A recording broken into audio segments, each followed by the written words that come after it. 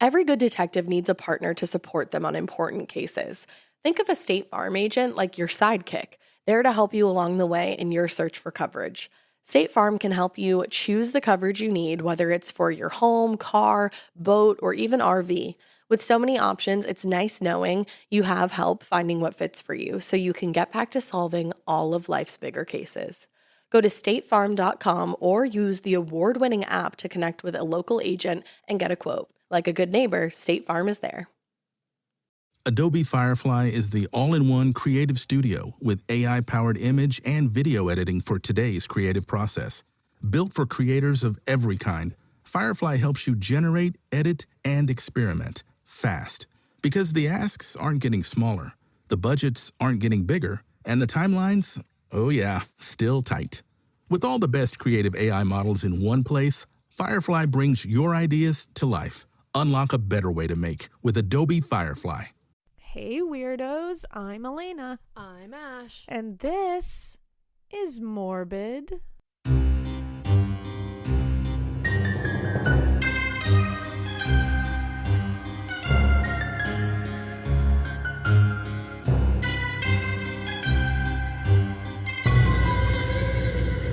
in the pod lab, baby. And this Morbid is for you, by you. Oh, brought to you by you, for you, from you, about you, and you.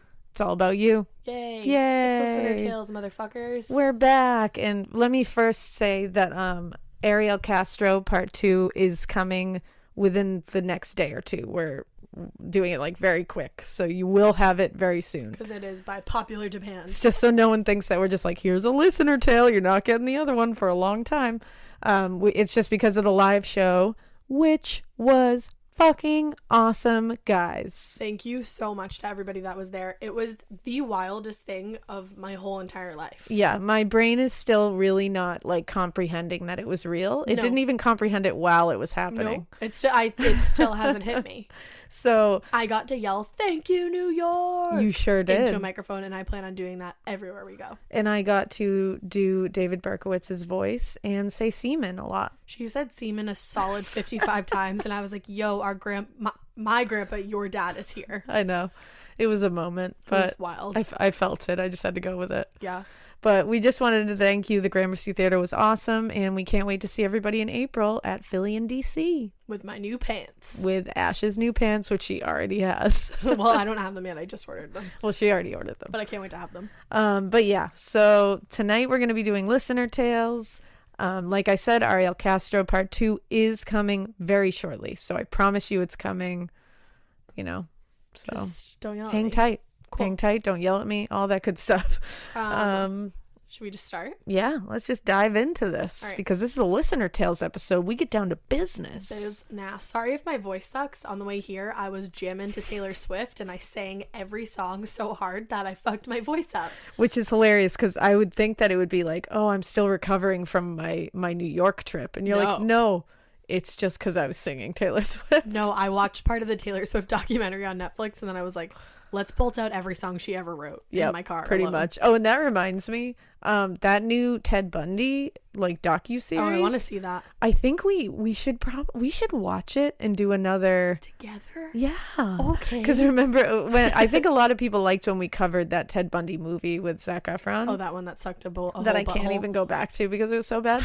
But people have been telling us to watch it, and if you guys are down for us to watch it and do an episode about it, we would absolutely do that. It was a lot of fun. I also want to do one about the Lee Harvey Oswald. Nope, Henry Lee Lucas. Oh my God, fuck my life. Are you gonna leave that in? Sure am. Damn it. Lee he's a murderer too. Yeah, 3 names. I get it. There's an H in I'm there. fucking tired. It's fine. All right, so listener tales. Anyways, we should do. Yeah. So if everybody's down for that, which to be honest, even if you're not, it's our show, so we'll do it if we want to. But it would be nice if you guys wanted it. Call them out 2020. I'm totally kidding. I'm just being a dick. P.S. That's my motto. It's call everybody out 2020. Exactly. Not you guys, just everyone. And honestly, I'm just being an asshole. I just wanted to make it funny. But for real, let us know if that's something you would like. We would love to do it. It's really fun to watch those things and react to it. So let us know. Yeah. Yeah. Okay. So this one is really, really long, and I was chuckling to myself today while reading it. It is called The Creepy Fucking Landlord That Lived in Our Basement, a listener tale. Yes, I know I have 5% Who doesn't have battery. that experience? Actually, I had not a similar experience, but I like low-key related to like a little bit of this. Because my mom let us live in great places when I was little. Bye. Whoop. So this one is from Chris, and it says, "Hello, you magical and wonderful weirdos. My name is Chris. Yes, you can use my name in a podcast if you use this story. Thanks, Chris. Thank you. I'm going to apologize now for the length of this story. Do not. Never. And possibly the jumbledness that may or may not come with it. I'm going to try my hardest to keep everything in order." And she does. You don't have to. It's cool. Our brains are crazy too. Yeah, fucking jumbledness is my brain. Okay, so jumping right on into this shit show that was my life for 6 months. When I was around 10 years old, my parents separated for a short while. My mom had just had my youngest brother 3 weeks before the split, so she had all 4 kids all on her own, all under the age of 16. After she packed her shit and left, we stayed in a hotel for about a month while we searched for a home that was big enough for all of us. Now, since my mother had just pooped out some crotch fruit, she wasn't working. Isn't that the most beautiful way of saying giving birth? Wow, that's beautiful. Pooped out some crotch fruit. You know what? Absolute crotch fruit makes me laugh so hard. I never had heard that before. I love it. So that and crotch goblins. It's just the funniest thing ever. So she wasn't working because she had a baby. My older brother had Translation. My older brother had this friend that we had known for a while, and he was needing a place to live, so we told him he could move in with us once we found a house, as long as he helped with the bills and the groceries. We also had my mom's brother and one of my mom's friends that wanted to move in with us to help my mom and all these damn kids and the bills until she could start working again. Wowzer. Yeah, this is a full house.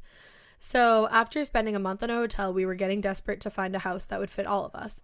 Eventually, my mom found this ad on Craigslist for a 6-bedroom, 3-bathroom, 3-story house for only $1,000 a month. I'm going to go ahead and say you don't want to move into that house. You don't. It says fucking steal, right? Abso-fucking-lutely wrong. My mom responds to the ad and goes to look at the house. The house is a little creepy. The rooms and halls were dim and outdated. Every single entryway door or cabinet had padlocks on them, and it smelled a little old and weird. But hey, this house was cheap, and she needed to get us kids into a house ASAP. But the padlocks. Yeah, the padlocks are real weird. That would be the thing that I'd be like, yep, you know what? Something weird happened here. So listen, I'm gonna go ahead and leave. So the landlord, the fucking landlord, dude. We'll just call this shit stain Kirk because I don't know. Kirk is just question mark. Sounds like a creepy name. Sure.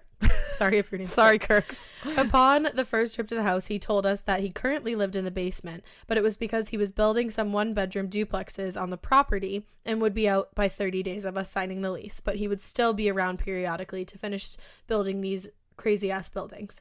Fine with us. We just needed a house. When we moved in, my mom made him take all the locks off the doors and the cabinets. I forgot to mention he even had locks on the fucking fridge.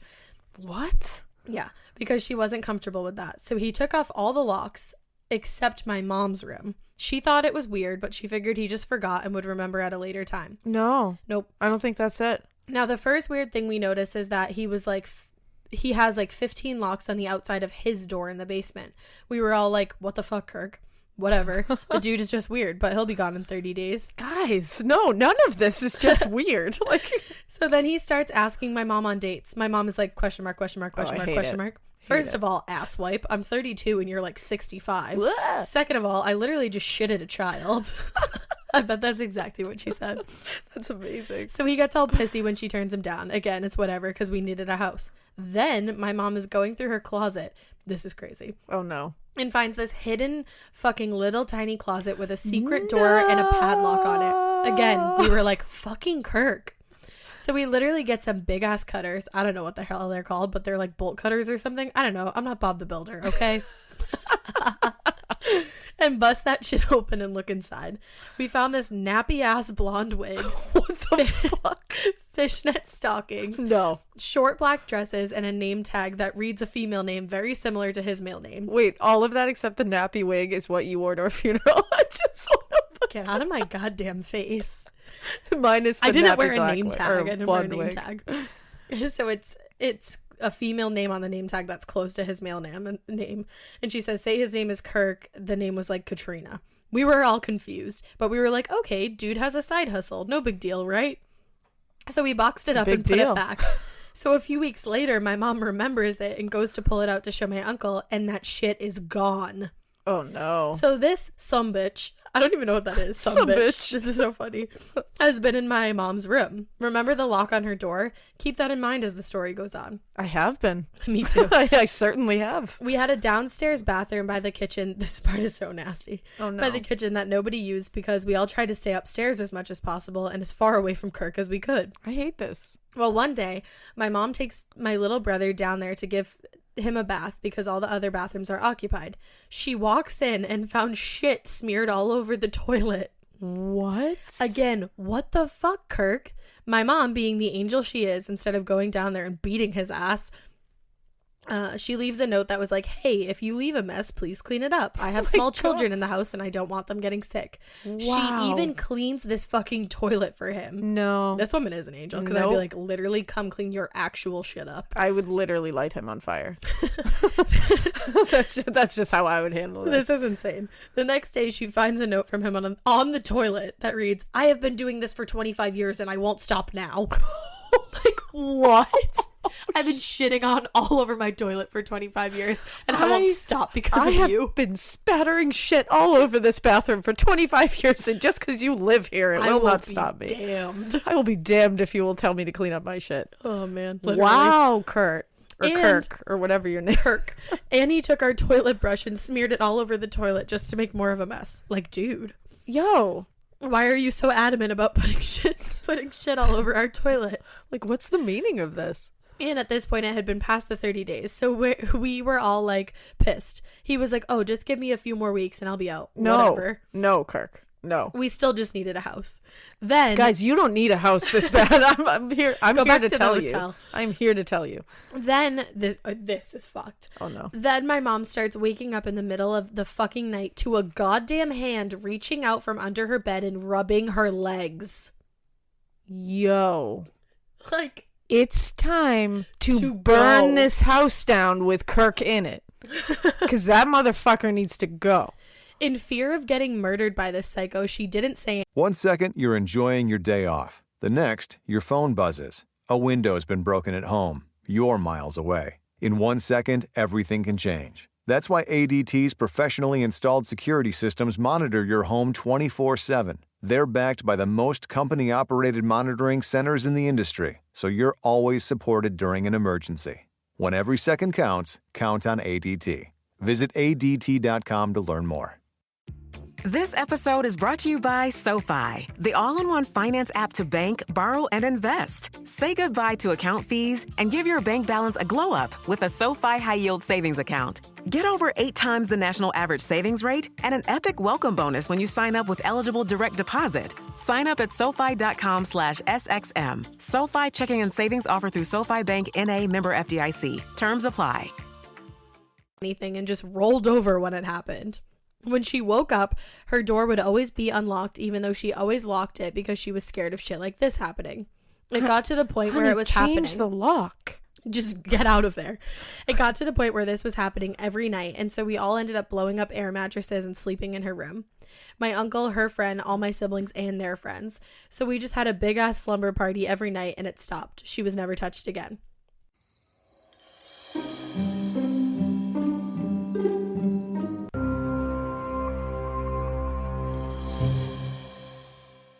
This man would come up to little 10-year-old me and tell me he'd give me a bag of oranges if my mom went on a date with him. Question mark, question mark, question Okay. mark. Nah, bruh. Keep your creepy ass oranges. Nah, bruh. Nah, bruh. I'll give you a bag of oranges. I'd be like, whoa, what a treat, Kirk. Like, you really know what kids are looking for. How about some money, motherfucker? Then we started getting our electricity bill. This shit was over $800. What? My poor broke mother literally shit her pants because she couldn't afford it. Somehow she mustered up enough money to pay for it for the next 4 months. But Jesus, man, I feel so sad. Like, I feel so sad how much trouble she went to just to pay this electricity bill. Oh. We also started noticing that our food was disappearing, and it was because fucking Kirk was eating our shit. Oh, hell no. I love that that's what That's you're so it. pissed about. That's my breaking point. Nope. You eat my food, I'm out. Yeah.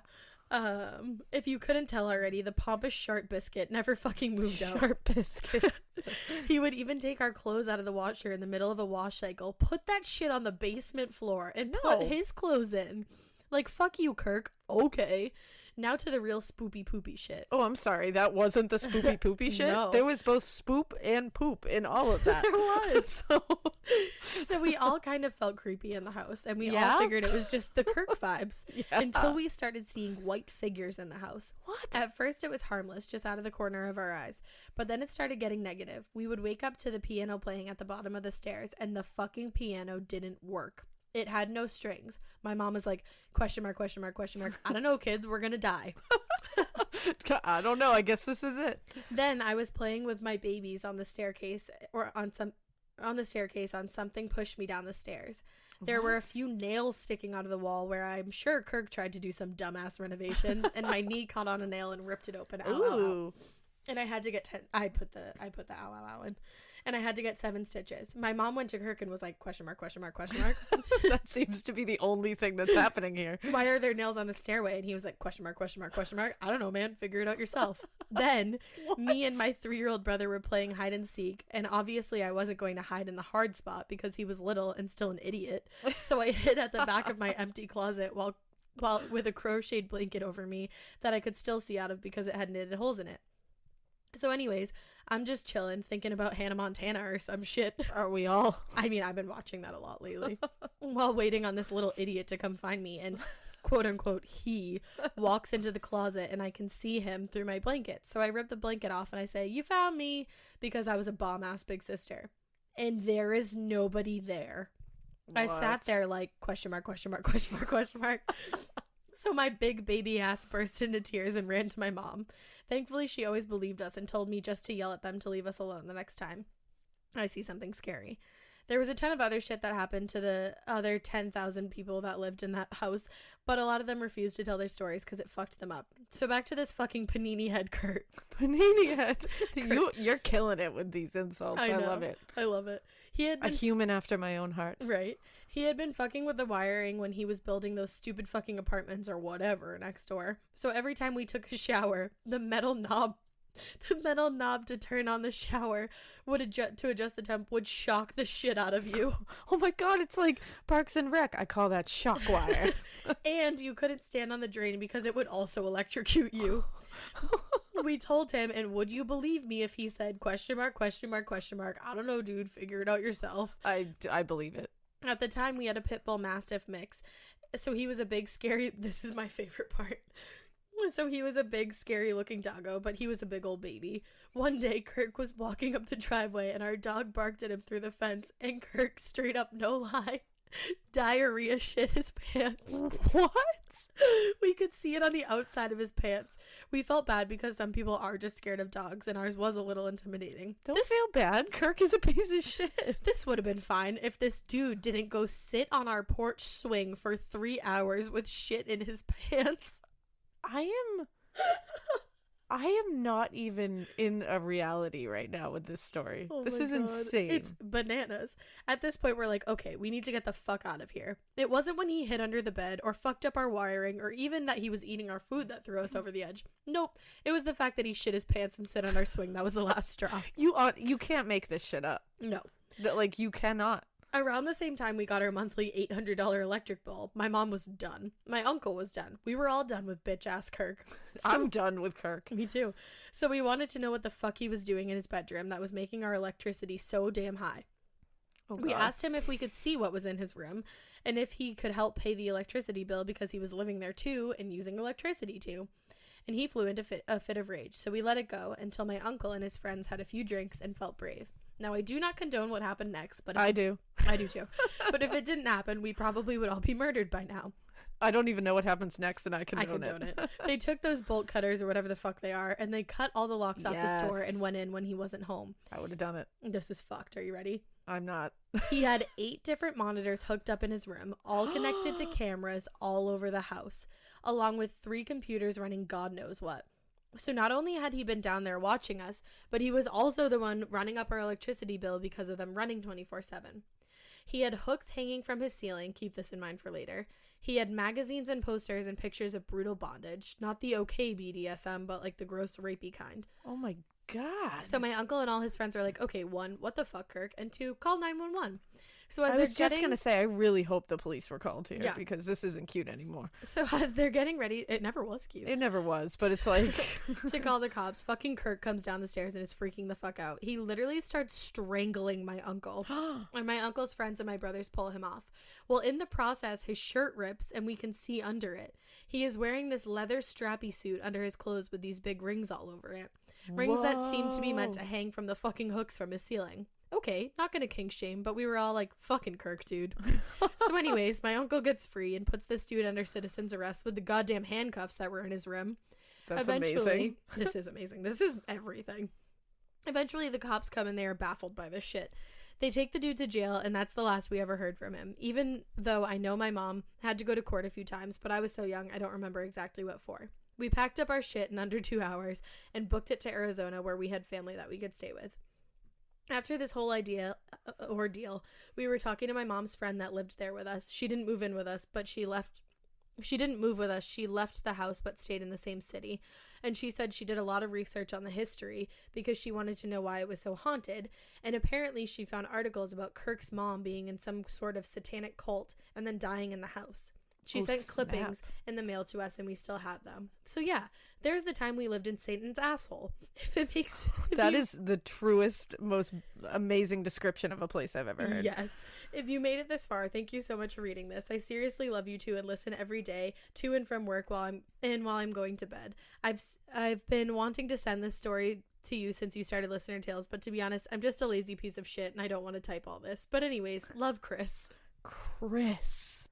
That is truly outrageous. I was reading it and I was dying. And you can't make any of that up. No, none of it. Like that is it's unbelievable, but so believable. We had a super weird neighbor when I was growing up. I won't say his name, but we lived in like this like janky ass apartment, the one across from the school. Oh yeah. And remember the neighbor named D? Yep. And he like definitely stole stuff from my mom's room. Yeah, that's creepy. I didn't even think of creepy. that. Oh, I hate it. Hate it. Yeah. All right, well, let's go on to the next listener tale. And this one is pretty awesome. It's from a VIP listener. Because it's from a true VIP who some of you met this weekend at the Gramercy show. Drum roll, please. Debra, my best friend. It's Elena's best friend, and I adopted Debbie as my other big sister. Exactly. So, and now, let me set this up. This listener tale is like close to both of us because the whole thing I was like on the phone with her for, and it has to do with the Boston Marathon bombings, which was like a really intense, if you're from Boston, you know. Yeah. So let's start. She says, "Hi, lovelies." Hi, Deb. Hi. "Here's my listener tale. It's long, like annoyingly so. Sorry about that. Let me know if you need me to whittle it down. I copy and pasted it here, but also attached a PDF because I think you have a Mac. If that's easier for you, love you." She's always looking out for the greater good. She really is. That's such a Deb thing. She's like, "I also did this. Love you. Bye." All right. "Hi, everyone. I have been Elena's best friend since we were about 15 years old. I met Ash when Ash. Oh, cool. My name is Ass. Thanks, I met Ash when she was 4 or 5, and she was just the cutest little muffin I ever saw. She still is. Oh, Debbie, I love you. I know that my being friends with these two makes a lot of you jealous, and I'm here to tell you that you should be." I love Deb. I love her so much. "Ash has been making me laugh and bringing me joy since she was a tiny child, and Elena is the best friend anyone could ever ask for." Oh, I'm gonna cry. "Just ask her about the time she chased my college ex-boyfriend through his place of work and loudly berated him, making sure that not only everyone in the building heard, but also I heard by keeping me on the phone in her pocket the whole time." That happened. I did. "He cheated on me and broke up with me in a text message, guys. It was warranted." See, It was I hella did. warranted. Don't worry. I will always have anybody's back. You will. So I could gush over these two all day. I literally beam with pride over all they have accomplished, achieved, and overcome both professionally and personally. And I love them with my whole heart, but I know how much they are going to hate having to read that. So I will get to the other reason I'm here, to tell you about the time that there was a terrorist in my backyard. I love you, Deb. Confirmed. In 2013, I was fresh out of grad school, working at my first real job and living with my fiance, Pat. Love Pat. Pat is now her husband. In Watertown, Massachusetts. We lived on the first floor of a two-family house at the end of a dead-end street. The upstairs neighbors, Rachel and Gary, were our age and were great neighbors. They also had an adorable pug. On April 15th, 2013, the Boston Marathon bombing devastated the city. It was tragic and horrific, but luckily hadn't impacted us too directly. Still, the whole city, and probably much of the country, was shaken up. It definitely felt a little post 9/11 in those following days, especially working in the city. On the night of April 18th, Pat and I went to sleep around 11:30. Around 12:45 that night, my phone rang and it was Alaina'a. This was very out of character for her, as Alaina'a and I both have always been grandmas, and I would have expected her to have been asleep too. I ignored the call and figured if it was important, she would leave a message. 5 minutes later, I got a call from my sister. Now I was beginning to get suspicious. I answered half asleep, and my sister was freaking out, saying something about the marathon bombers being loose in Watertown and throwing bombs around our neighborhood. Apparently, Alaina'a had called my sister when she couldn't get a hold of me because what she had heard was this. The Boston Marathon bombing suspects had shot a police officer, hijacked a car in Cambridge, led a police chase through Watertown, initiated a shootout with the police, and began throwing grenades in the exact neighborhood that I've lived in a year before. Alaina'a, you can probably fill in the details here, but I think I remember you saying that you heard them mention Dexter Avenue, which is where we had lived the previous year. It was still less than a mile from where we were living at the time of the manhunt. This is true. So what happened? I'll fill in these blanks. This is a fun listener tale because it's interactive. Please turn off your thing. How do you turn this off? It's on silent. Ash is blowing up with text messages, right? Sorry. No, it's on silent, but it's like... So what happened that night is that John and I, so we were watching TV. We were about to go to sleep. Everything was crazy because the Boston Marathon bombing had happened a few days earlier, and the suspects were still on the loose. Everyone was kind of on edge, and we were watching TV, and suddenly this breaking news came that a police officer had been shot in Cambridge. There was, a chase. People thought they saw this guy. So we started listening to the police scanner because we were like, holy shit, what's going on? All of a sudden, I start hearing them going to Watertown, and I know my best friend lives in Watertown, and I'm like, oh, fuck. Yeah. So all of a sudden they said Dexter Avenue. Now, Deb had lived there, like we said, the year before, but I forgot whether she lived there now or whether, I mixed her streets up because she moved a street over. So I didn't know if she lived there now and the other one was a year ago or vice versa. You were, panicked. Because I was panicked because all of a sudden, I'm not kidding you guys, I'm listening to the police scanner. These police officers start screaming and yelling, they're throwing grenades, and they're screaming, they're talking about explosions. I'm like, oh my God. So I start calling Debbie like crazy. So back to her version. My brain couldn't comprehend what she was saying until I woke Pat up and we turned on the TV. He thought I was freaking out over nothing and told me to go back to bed. Oi. Oi is right. Oi with the poodles. Once he was able to see what was going on, we were both on edge. By the time we received the news of the manhunt, the first brother was dead and the second was on the run. We looked outside and saw police officers walking around our house with flashlights. It was such a helpless feeling knowing that a literal terrorist was on the loose in our neighborhood and no one could find him. We stayed up all night waiting to hear news that they caught him, but that never happened. Pat and I would take turns napping so that at least one of us was alert and following the news at all times. Throughout the night and the next day, the police issued a shelter-in-place order for all of Watertown and eventually all of Boston and the surrounding towns as well. This is true because I remember John got up and couldn't go to work. This was a really scary time. Just talking about it now, I'm like, ugh. No one was allowed to leave their houses. My poor neighbors had to try to get their dog to pee on a newspaper in the basement because they couldn't even take him outside, even in the yard. It was unreal to see surveillance footage of Boston during the day with no cars on the street. That really was nuts. Yeah. It was like, apocalypse. We got let out of driver's ed early. There was helicopters flying over my driver's ed. That's crazy. Throughout the day, we saw occasional police officers in our yard, but no one searched our house or even knocked on our door. It seemed like our little street was just outside of the main search perimeter. Pat's best friends lived on a street closer to where the shootout had happened, and they sent us pictures of SWAT cars and military tanks driving up and down their street. All day, we heard the sounds of Black Hawk helicopters flying over our neighborhood. At one point, from our bedroom window, we could still see police officers looking in the bushes at the end of our dead-end street, maybe 20 feet from our window. I'm not sure about that. I'm really bad at spatial relations, but it was very close. Dude, same. The search concluded quickly, and they didn't find anything.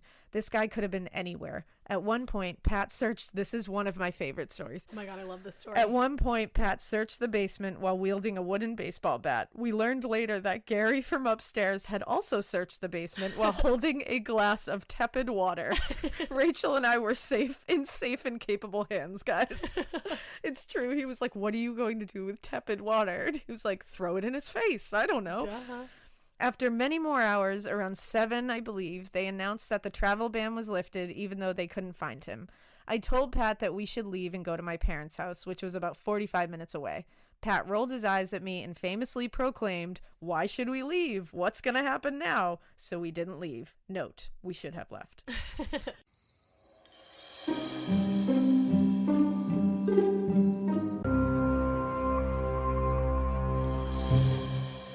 A short while later, I was trying to rest, and Pat was looking out the window.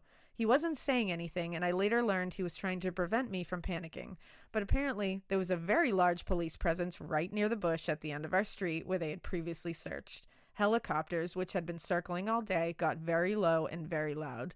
Before I knew what was happening, gunshots started ringing out all over the place. It literally sounded like fireworks were going off inside our house. I had no idea what was happening and was freaking out like an absolute maniac. This is how I know I would never survive any kind of serial killer scenario. My instinct was to stand in front of the window and flap my arms like a baby bird while saying, "Oh my God, oh my God, oh my God," repeatedly. Pat told me to lie flat on the ground, so I did. But truthfully, the idea to do that never would have crossed my mind. Pat stayed at the window as he was convinced that the terrorist was going to try to escape from wherever he was hiding and run under our window, and it was going to be up to Pat to jump on him and save us all. A police officer outside our window spotted Pat and yelled, "Get the fuck down on the floor," and sheepishly he obeyed. We soon learned that the terrorist was hiding in someone's boat. This was so nuts, guys. Because it wasn't the boat like next door. It was literally like right through their backyard. Right. And he was hiding in this boat. And I remember being this like huge thing where everyone, in fact, me and my friend Damien, shout out to Damien, sat up all night on the police scanner, texting each other, like update, being like, "Whoa, this is happening," because we just couldn't stop listening. It was like an action movie. It was unbelievable. So we learned that the terrorist was hiding in someone's boat in their backyard. As it turns out, the boat's owner's backyard almost diagonally abutted our backyard. And by backyard, I mean about 10 square feet. These properties were tiny. The police officers were able to get an angle on him from our street because it was kind of just open pavement at the end of our street and directly behind the boat. After a couple of minutes of me lying on the floor in the fetal position crying hysterically, we heard loud banging on our door. A SWAT team carrying very large weapons quickly flooded into our house and were trying to get an angle on the boat from one of our windows. I was on the phone with Debbie for some of this, by the way. They pulled out our couch from the wall and told us to hide behind the couch and to stay down. During our stay behind the couch, I heard Pat mumbling, "Where's my bat? I can't find my bat." I'm pretty sure that the actual SWAT team in our kitchen had us covered, but just to be sure, we secured my husband's weapon of choice. After a few minutes, the police officers yelled at us to run now. That was all they said. When I stood up from behind the couch for the first time that day, I saw at our front window. I will never forget that scene, and I wish I had the presence of mind to take a picture. If we had been in an action movie, it would have been way overkill. There were hundreds of police officers flooding our street. They were crouched behind walls and hiding in corners with their weapons drawn. They used the cars as shields as they ran to take their positions. We got outside and seemed to be the only house getting evacuated. We didn't know where to go, and the officers just kept saying, "Run." We quickly found our neighbors, Rachel and Gary, with their pug under Gary's arm. We ran up the hill together, Rachel and I in tears. Up the hill, a whole neighborhood stood outside watching down on what was happening. A nice family invited us into their home and gave us blankets. We were soon getting phone calls from national news stations asking for interviews. Apparently, they had found our numbers since they were registered to our address. After a while, Pat and I decided to walk to his friend's house about half a mile away. They drank beers and shared stories, and I ate cookies and cried. Oh. Eventually, we found out that the manhunt was over and that we were allowed to go back home. As we walked the mile home, there was a lot of celebrating in the streets. Police officers were fist pumping out the windows, and everyone was feeling a lot of relief. I remember this, like seeing this and hearing it on the phone and stuff. Yeah. And like police officers were driving by, and the entire town was on the streets, like celebrating the police officers, because those guys, let me tell you, did some shit. Like I think that. I was like getting ice cream when they found him. Were you? I think so. I think I was I'm not saying where I was just gonna say. say. I remember one thing from Debbie's neighborhood, or like next to her neighborhood, because they were in a like lockdown. This woman needed milk because she had kids and she couldn't get out and get milk. Police officers went out, got them her gallons of milk, and delivered them to her. That's so and I remember nice. seeing it and being like, that's fucking awesome. Oh. Yeah, it was just, those police officers that day were like really amazing for Boston. So our street was locked down for about 2 weeks while the FBI conducted their investigation. Our neighbors had bullets that went through their house, but luckily no one was hurt. We actually loved living there and renewed our lease for another year after that. It was a crazy day for sure, but now, many years later, it makes for a really great story while playing two truths and a lie. Anyway, that's my listener tale. Alaina'a and Ash, I love you so much. Thank you for being wonderful. We love you, Deb. I love you so much, Deb. And that tale is so fucking crazy. And I'm so glad you sent it in, because it's cool to like have been a part of that and like be able to tell the other side of it and how it all happened. I've heard that story so many times and it like never gets old listening to it. It's crazy. And I remember being on the phone with her through so much of it and hearing police officers like telling them to get down on the phone. I was freaking out thinking something was going to happen to my Deb and my Pat. Scary. But yeah, so that's Deb's story, and that's a crazy one. Thanks for sending it in, Deb. Thanks, Deb. Thanks, Deb. All right, my next one is listener Tori. That time I sassed a robber and almost got shot. Love it. Hey ladies, before I start, I just want to say I love your podcast. I travel a ton because I'm on my university's debate team. Cool. That's rad. And I've never boarded a flight or gotten in a car to travel without having the latest episodes downloaded. Yes. My name is Carrie. You can totally use my name. And this is the time I was getting robbed, forgot the fact that this motherfucker had a gun pointed at my head, and was probably sassy enough to have gotten shot if he wanted to. Oh my goodness. Yeah. To give some context, I was 18. I haven't grown much since 7th grade, so I am 5'2", and had to stand on my tiptoes to look this man in the eye. I feel you. I was waiting for that. My church runs a fireworks booth every year around the 4th of July that I've been working since I was 13 or 14. So I'm pretty experienced at bullshitting people into buying a couple $100s worth of fireworks. Mostly because I was normally the person under 60 in the booth, the only person under 60 in the booth. So I handled all the sales and technology and stuff. The guy who runs it is a fucking asshole who constantly berated my mom, a single mother who raises 3 badass kids all by herself. So needless to say, I wasn't pumped to be working it again, but I was helping raise money for a trip my church's youth group was going on. We ran it for 24 hours or so. Someone always had to be inside the booth. But because the guy who runs it is an ass, we were constantly short-staffed, especially for the night shift. So one night, I get a call from the guy who was there with his 2 little boys asking me, my mom, and one of my brothers if we would be willing to come do the night shift. He had work the next morning and 4 kids, so obviously we said yes and went over, bringing one of our dogs with us, which we would normally never do, but it just felt right that night. Everything was fine for the first few hours, and because it was a few days before the 4th, business was slow. The guy and his sons were getting ready to leave in a few minutes, and we expected to take turns sleeping in lawn chairs that we brought with us. Then, at about 11 p.m., the shady-looking dude walks up to the booth, but who am I to judge when you want to get your fireworks? So he walks over to the window, and I try to start giving my whole spiel about how great our products are, and asking him what he's looking for, etc. At this point, one of the little boys who was outside the booth handed him a flyer, and he came inside the booth, which I didn't think anything of at the time. He's not responding to my obviously great sales pitch, which weirds me out further, but again, do you what you want. I'm just here to try and get money for some Jesus-y stuff. A few minutes go by with him not talking or looking at me, and he comes up to my window again. I ask, "Hi, what can I get for you?" At this point, he pulls out a gun, cocks it, points it at me, and says, "Your money." Ooh. I looked at him and just sort of went, "Okay, here you go. This is all the cash we have." She's like, oh, okay. And she's like, "Just take it," which was about $300 that I had pulled out from our cash box. Most of our transactions are done electronically, which I tried explaining to him, so we didn't have a ton of cash, which really pissed this asswipe off. He started getting super aggressive and threatening to shoot me for hiding money from him, and then he started threatening the little boys. Oh. At that moment, I did probably the dumbest thing I've done in my life. I took the coins we had in the cash box, threw them at him, and said, "I'm sorry, did you want change with that too?" A lot more condescending than I meant to.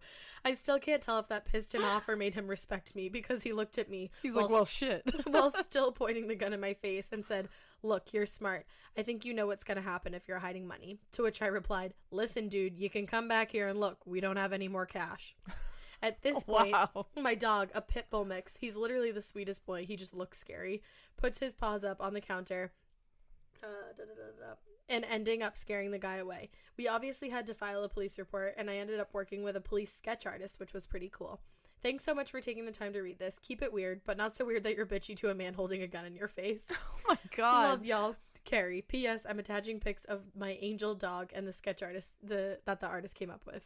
First of all, the dog is adorable. Second of all, that's a crazy good sketch. I know. I was like, oh my goodness. A really good sketch. And then third of all, while I think it is hilarious what you said to this man, guys, do not say those things when someone has a gun in your face. No, definitely not. But she was like, "I'm sorry, you want change with that?" This is hilarious, though. I was dying. But that's an example of it turning out well. Yeah, exactly. But you know what, Carrie? High five for being bitch. sassy as fuck. I know. All the way through. All the way through. I love it, Carrie. Thank you for that. So my next listener tale is called "I Was Kind of Kidnapped?" No, seriously. And it's from Rachel. Hey, Alaina'a and Ass. Oh, Why do you keep calling me ass? Is this like a Freudian slip where you hate me? I'm like, you ass? No, I think it's because I keep feeling like I'm going to spit when I say it. So I'm like trying to not spit on the microphone. Do you have PTSD from the live show? I do, because I spit all over everybody. I feel like that's going to happen again and again. I didn't notice it at all. And every time you said it, I was like, why is she even acknowledging this? Because I feel like you should acknowledge weird shit like that. But I don't think anybody noticed. But I did. You know what it is? It's the lights, and so every time I spit, I could see all of the spit. Projected. So don't worry, guys. I'm not sick. You were like the principal from Not So Raven. I sure was. All right. Hello, Alaina'a and Ash. Thank you. I wrote you guys a week or so ago, just thanking you for being who you are and making my life brighter and your wonderful banter and hilariousness. Stay weird, because us true spoops love it. Oh my God, that was so nice. Anywho, guess what? I'm back to tell you the most effed up story from my childhood. I'm in. I will begin by telling you that I turned 29 this year, and my mom, who is wonderful, but my grudge is still being held against her, and you will see why when I tell you my story, and my quote-unquote dad, who started out with a great paternal instinct, and as I got older, turned into a steaming pile of suckfest, just to put it lightly. Oh, that's a bummer. Sorry, I too get carried away in banter, sisters, so bear with it, girl. I got married this March 2009. Good job. Congrats.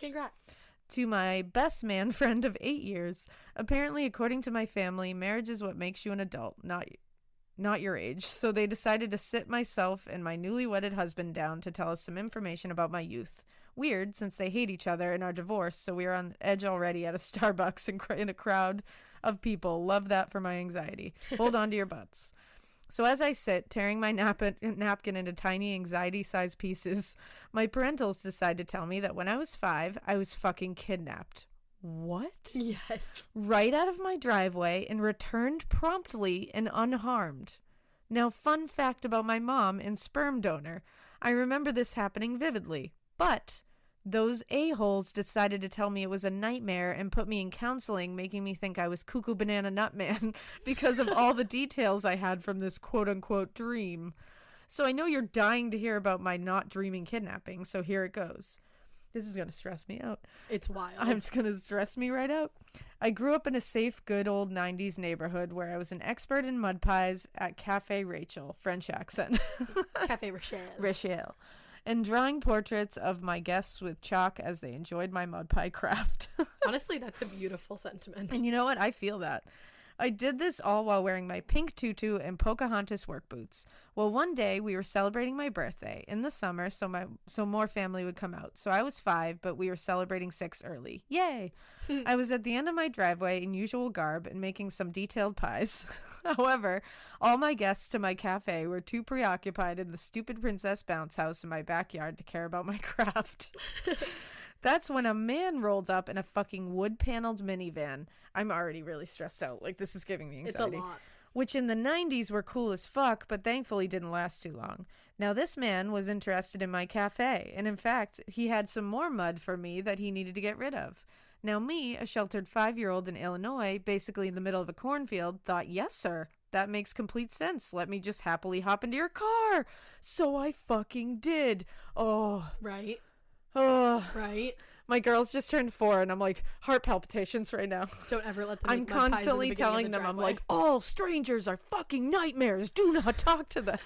Like, that is literally Alaina'a what I brings tell them. stranger danger to a whole I new really level. do. I'm like, no one is your friend. Everyone you meet is awful. It's all a nightmare. Don't talk to any grown up. Nightmare. None. Oh. This man drives away just chatting with me about mud and whatever. So I told him that we just had to make sure we could be back for my cake. Oh my God. Because I had a special wish to make that my parents would stop fighting so much. Guys. It tear jerked me. Guys. I know I was pure as fuck. You really were. You were. Well, me wishing for my parents' marriage to not fail saved my damn life. This man had a change of fucking heart, to say the least. He pulled over, lit a cigarette, drank out of a flask, and started going mad batshit crazy, beating his steering wheel, screaming why he was like this, and sobbing. Isn't that so fucking scary? Dude. Like, picture that. My whole body feels so many feels right now. I can like, tell. Every part of me is stressed. But it's so good. Whoa. I, meanwhile, let him know that nothing cheers you up like a good mud pie. This slayed him. Holy Slay shit. him, Rochelle. Slay him. All of the sudden, he stepped on the gas so hard, I went tumbling to the back of the van. He went screeching back around my neighborhood, got out of the car, opened the door, picked me up, legit threw me in the mud, and said, "Happy birthday, I'm so sorry," and sped off. My dad came running down the driveway screaming that he found me, to tell the cops I'm okay, and threw a rock through this man's back window. See? Cool dad then. He swooped me up and my mom came running and they sobbed.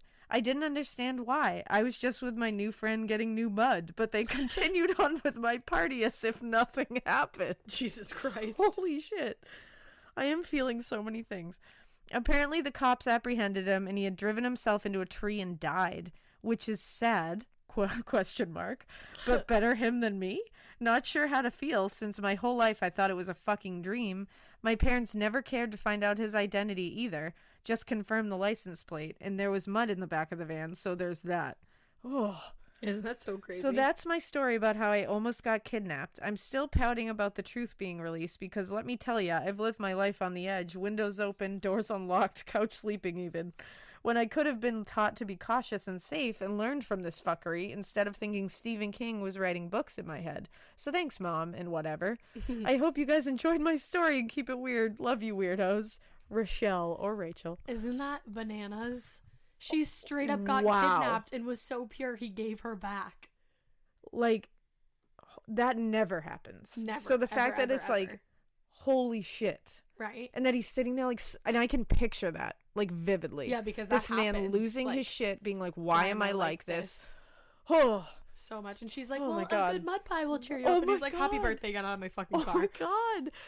Oh, Isn't that? I am having another stranger danger talk with the girls tomorrow. You Woo. got it. All strangers are the worst. All strangers. None of them are okay. Just me. Just me. Well, you're not a stranger. No, an adult, I meant. Sorry. Other adults that adults are are the not worst. me. Ooh. Ooh. Okay. Your turn. Last one. Okay, listener tales. Dude, I've never been so spooked. Hi, my name is Maya, and I absolutely love your podcast. I am currently studying to be a mortician, and true crime has always been so interesting to me. Heyo. Heyo, along with the supernatural. I've been meaning to send this email for a while now, but I either haven't found the time or I just forget. I'm finally doing it now, though, because I thought you might enjoy this little story, or at least get a good spook. I am about to tell you the scariest supernatural experience I've ever had. Hold on to your freaking butts, ladies. Oh, cool. Supernatural one. I need that after I that feel like it's kidnapping. good. Yeah, it's good to end on one of those. Give me a spoopy boat ghost. Yeah, a spoopy boast. When I was 16 years old, one of my best friends, I'll call him Bruce. I love Bruce. Bruce was having a birthday. He had always been really into spirits and the idea of communicating with them, and had mentioned a few months prior that he really wanted a Ouija board. Never get your friend a Ouija board. Love Bruce. No. I love Bruce too, but no. I thought Ouija boards were a bunch of baloney at the time. They're not. The only times I've ever seen them were used on YouTube with a bunch of girls Or excuse me, I don't know why I just said that. A bunch of young adults acting terrified. Just a bunch of girls. Like, how fucking assumptory of me. That's not a word. Whatever. Acting terrified and moving the planchette by themselves. But I figured if it would make Bruce happy, heck yeah, I'll get him one. Hell yeah, Bruce. Hell yeah, Bruce. When he unwrapped it, he was beyond excited and insisted that we bring it a little ways up to the mountain he lived right next to that night. Oh, yeah. Not even realizing how murdery that sounded, I Very agreed to go murdery. with them. Mostly to call out whoever was moving the planchette. That night, we went a short ways up the mountain so that we could still see Bruce's house, but we were still far away. Everyone was taking it so seriously that I actually lost all desire to make fun of my friends, and instead I just tried to comfort their obvious fear. I was the oldest in the group, and they looked to me as the mother bear. I won't go into detail about that night specifically, because this is just to set up the really spooky part, so you understand why it happened later. But I will say, it was my real aha moment that led to me believing the whole Ouija board thing. Oh, Everyone was touching the planchette with feather-light touches, and it moved so swiftly and smoothly over the board as I asked it questions with a trembling voice. I had been appointed the speaker, since I guess you were only supposed to have one. We followed all of the precautionary steps to a T. When we got back, I just remember us all sitting on the couch in Bruce's basement, wordlessly out of shock. Bruce's parents forbid Bruce from having the Ouija board in the house, so I told him we could keep it at my house until he got his own apartment in the future, and that he could use it whenever he wanted. That was a dumb mistake. Uh-oh. She says that, not me. I had been keeping the board in a drawer under my bed for about a month leading up to the time I came home from school to find it out of the box and on the floor with the planchette haphazardly thrown on the corner of it. Nope. My brain was fried from school that day and didn't think much of it. I just grumbled to myself because I knew that my two youngest siblings had a habit of growing through my room, and I knew they were the ones who took it out. I made a mental note to scold them later as I put it back in its box, not even thinking about what Bruce had told me about how it was dangerous to leave the planchette on the board without properly saying goodbye to the spirit. Oh, shit. Even if there was no success in making contact, you're not supposed to leave the communication line open or something like that. No, you're not. I know this. For the next week, I was feeling like I was being watched from the corner of my room next to my closet. Remember that. It's important. All the time and chalked it up to paranoia. I cannot talk. Paranoia from watching horror movies all by myself, which I did quite often. You sound Same. rad. One night I went to bed and woke in the middle of the night in a sitting position. I was confused and disoriented until I noticed I felt two hands, one on each of my forearms, was trying to yank me out of the bed. Fuck that. It didn't feel hot or cold, just like pressure. My half-asleep brain was trying to process that. It was feeling but not seeing something trying to pull me out of my bed, and I did the only thing I could think of in that state. I yanked my arms and slammed myself down onto the bed as hard as I could. The pressure ceased, but I had hit my head really hard on the bed frame and ended up with a gnarly welt on the back of my head. I got out of the bed to rush as far away from my room as I could. Needless to say, I didn't sleep that night. You didn't? Why not? Crazy. By the next night, I managed to convince myself that it was some sort of stupid sleep paralysis type thing, even though that didn't completely make sense, and I went back to my room. Sleep paralysis sucks. Yeah, it does. I want to do a whole episode on those. You should. It's cool. Yeah. It was the weekend, so I was up really late. Who am I? You're having a moment. I am. I was up really late, and around 2 a.m, I felt pressure on my head as if something was stroking my hair over the welt on my head the previous day. I know, creepy. Yup. Along with the air around me getting cold. And then I heard a whispered male voice, clear as day, say, "Go to sleep." I would literally, I would burn the house down. I'd be like, "Sir, I don't want to. I'd You're be like, freaking "Don't fucking me out. tell me what to do, bye." You're scurrying me, sir. I don't want to go to sleep." No. I whacked myself in the head with the heel of my palm as I was trying to get a spider off and ran upstairs. There was no way I could make that logical in my head. I was crying and hysterical and ended up remembering the Ouija board as I tried to sift through my head for an explanation. I immediately called Bruce, who was a little frustrated that I called him in the middle of the night, but he was nice about it since I was being so hysterical, and I told him the whole story. I will never forget when he said, "Hold up, Maya. Why would it yank you out of bed one day and then be so gentle the next?" And how I yelled through my ugly crying that I didn't know anything, and I just begged him to help me. Because that's what I was thinking. I was like, he sounds nice. He's like, just go back to sleep. And he's just stroking your head. I'd be like, thank you. Well, maybe he's trying to tell her to go to sleep so that he can take her to the fucking underworld without her noticing. Okay. Demons have a plan too. Diamonds. He agreed to come over the next day and check it out. I slept on the couch. we'll let it go that one time. I was just gonna say that we're not doing well right now. I would sleep on the couch that night too.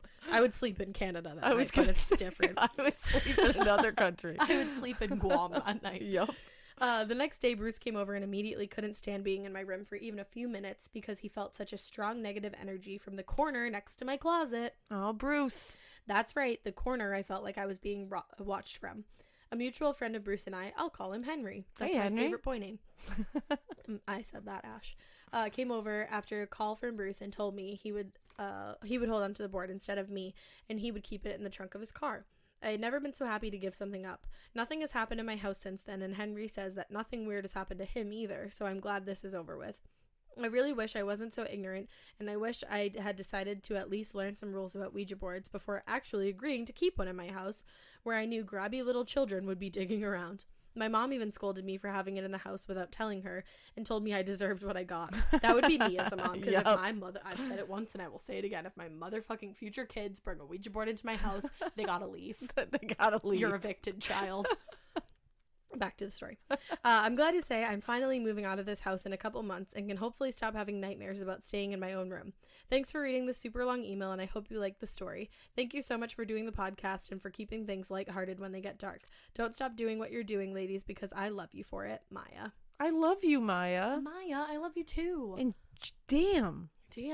I'm choosing to believe that man that was like, just go back to sleep, stroking her head, maybe he was a nice one and maybe the other one was a mean one, and he was just trying to be like, I'll hang here and I'll protect you. I disagree. I mean, it could have been a diamond, and he could have been trying to hurt her, and he was trying to summons her to the underworld with his hands. But I don't think diamonds need help like you to fall asleep to drag you down. I think like they can maybe just it just drag your makes it ass easier. down. Maybe he's like, I don't want to hear you fucking screaming. Shut up, go to sleep, so I can drag you quietly. I'm Are you tired kidding me? tonight. Diamonds love for you to scream, I bet. Probably, but maybe this one was new in training. I don't know. Maybe it was either Sabrina way from part fucking 3. And she was like, I really just gotta bring you, so shut up and let me bring you. Wow, spoiler alert. Well, not really. Did you just tell me a plot line? No. Did you just tell everybody a plot line? Well, everybody's probably watched it except you. It's been out for like 4 minutes.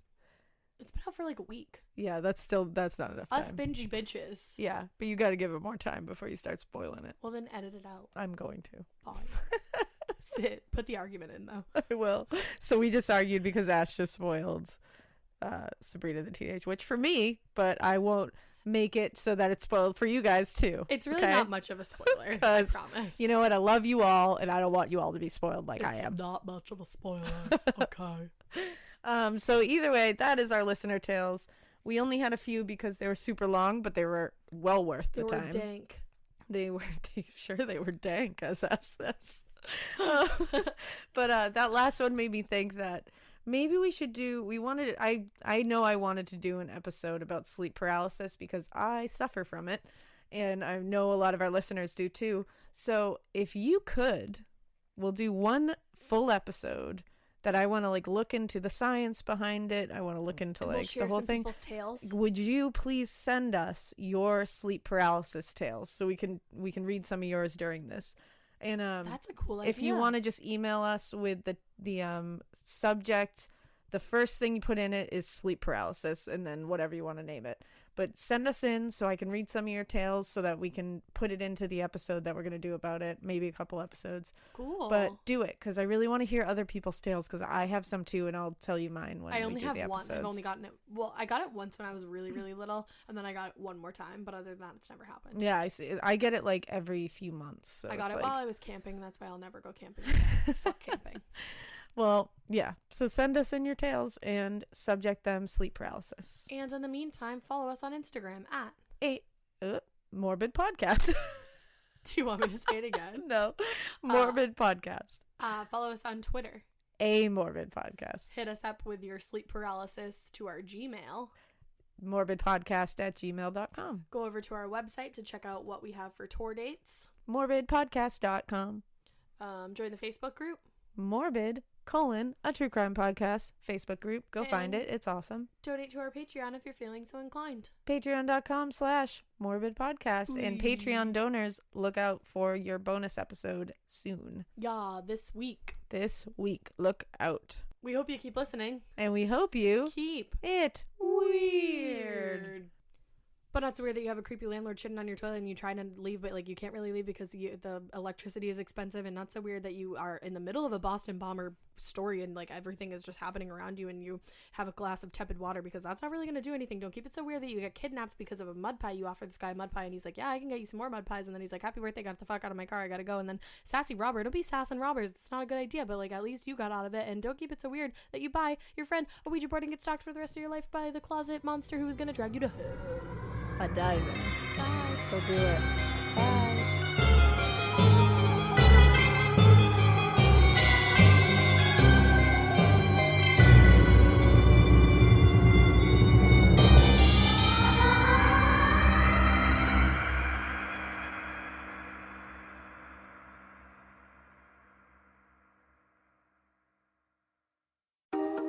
When it comes to what your family eats and drinks, you know your choices matter.